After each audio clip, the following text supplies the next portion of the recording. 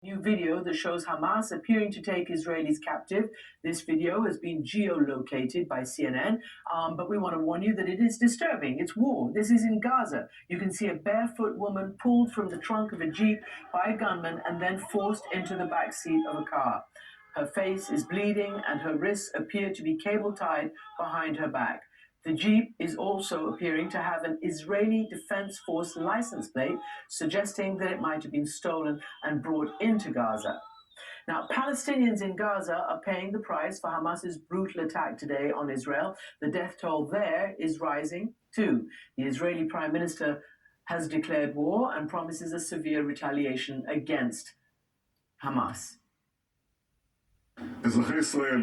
Citizens of Israel, we are at war, not in an operation or in rounds, but at war. I have ordered an extensive mobilization of reserves and that we return fire of a magnitude that the enemy has not known. The enemy will pay an unprecedented price.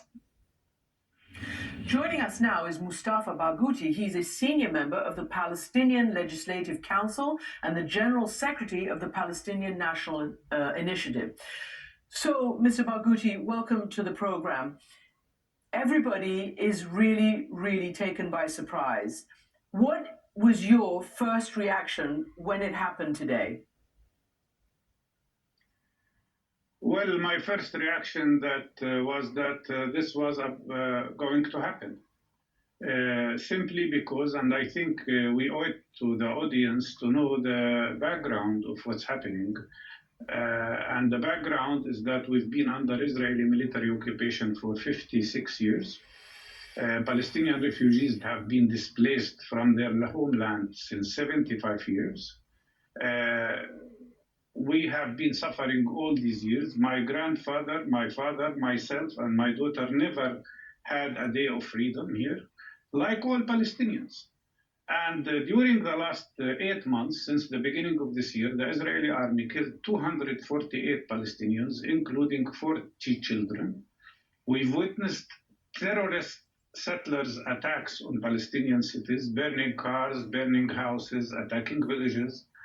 And we've seen unprecedented level of settlement expansion. And we've seen Netanyahu carrying the map of Israel in the United Nations, which included all of the West Bank, all of Gaza Strip, including also Jerusalem, and the Golan occupied territories, and declared that this is Israel.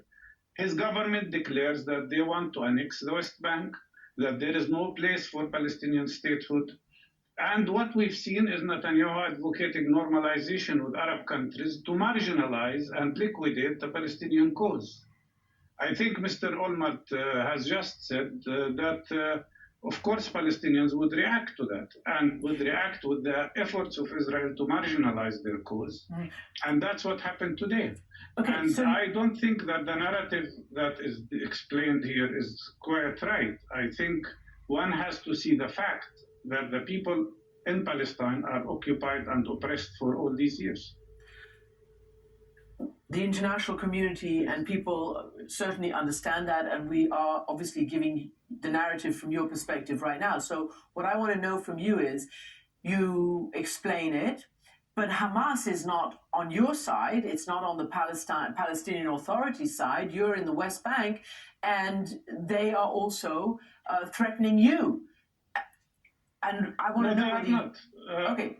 I don't agree with that. I don't think Hamas is threatening us. What threatens us are the Israeli settlers. Okay. What threaten us are the Israeli occupation. What threaten us is the fact that Israel never learns from its mistakes and from its history.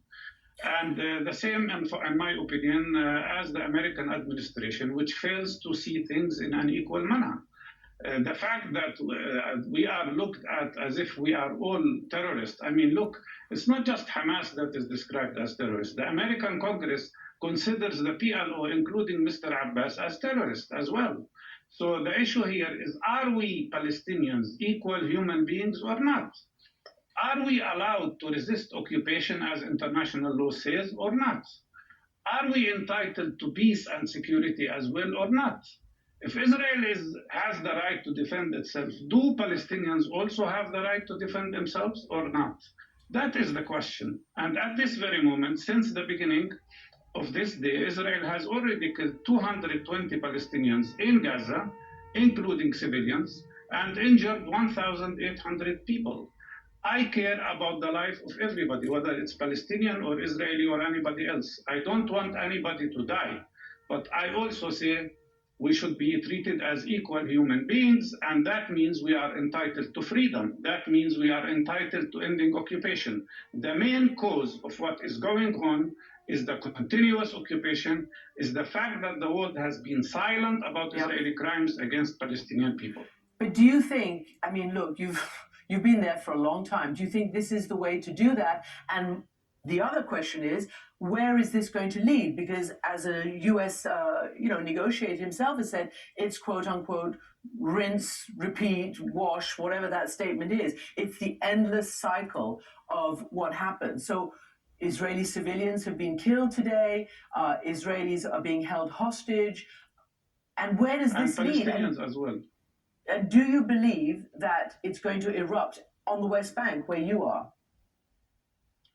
It is already erupting in the West Bank since 8 months, Christian. I think we have had clashes everywhere because the Israeli settlers continue to attack us. And Israel continues to grab land. And during the last 3 months, Israel forced 20 communities to be ethnically cleansed in the Area C of the West Bank. So practically this is going on before the attack happened from Gaza. And the big question here is, what is the way out of this? Yeah. The only way out of this situation, and I hope that the world will not continue to say that Israel has the right to attack Gaza aggressively again. This will not solve the problem. Israel already conducted 5 wars on Gaza. 5,000 people have been killed, mostly civilians. This did not change much. The only way to change the situation is to accept us as equal human beings, is to end the Israeli occupation and end the system of apartheid that everybody says is much worse than the system of apartheid that prevailed in South Africa at one point of time. Mustafa Barghouti is the way. And Prime Minister Ehud Olmert said the Palestinians have to be engaged once the Hamas threat is neutralized. So this is obviously something that everybody's going to be looking towards for the future. But right now, this war is on. Thank you for joining us. And we are following the latest developments from Israel. Our